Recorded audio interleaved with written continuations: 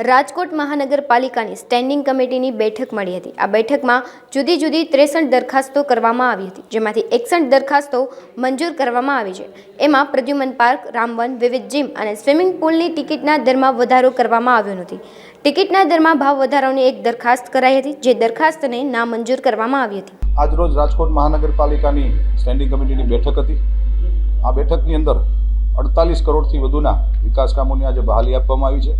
કુલ 63 દરખાસ્તમાંથી 2 દરખાસ્ત, એક ward number 5માં school બનાવવાનું કામ હતું, એ 32% જેવું વધુ આવ્યું હતું, એટલે એ થોડું મહાનગરપાલિકાની સ્ટેન્ડિંગ કમિટીની સંકલનમાં યોગ્ય ન જણાતા એ દરખાસ્તને પણ પેન્ડિંગ રાખી છે। અને દરખાસ્ત નંબર 61 હિન્દુસ્તાન પેટ્રોલિયમ પ્રાઇવેટ લિમિટેડને મવડી વિસ્તારની અંદર 60,000 રૂપિયામાં 1100 ચોરસ મીટર જગ્યા, 1100 ચોરસ એટલે કે 1500-1600 વાર એપ્રોક્સિમેટલી જગ્યામાં પેટ્રોલ પંપ બનાવવા માટેની એક દરખાસ્ત હતી।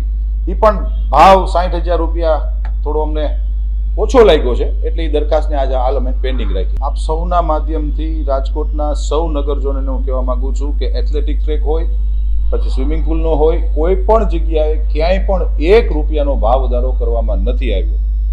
રામવનની અંદર પ્રથમ વખત ટિકિટના દરો નક્કી કર્યા છે, એ નોમિનલ 10 રૂપિયા રાખ્યા છે, દિવ્યાંગો માટે ફ્રી ઓફ રાખવામાં આવ્યું છે।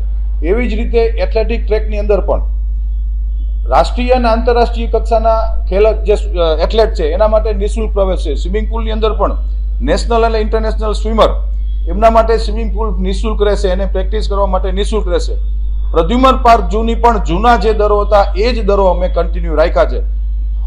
જે વિદેશથી આવતા જે લોકો છે એના માટેના દર 50ની બદલે અમે લોકોએ 100 રૂપિયા કર્યા। ના, વિકાસ કામોની અલગ અલગ વોર્ડના ડીઆઈના કામ હતા, પેવિંગ બ્લોકના હતા, રોડ રસ્તાના હતા, અલગ અલગ કામોની દરખાસ્તો આજે હતી અને તમામ વોર્ડના સર્વાંગી વિકાસ માટેની દરખાસ્ત આજે અમે લોકોએ સ્ટેન્ડિંગ કમિટીમાં મંજૂર કરી છે।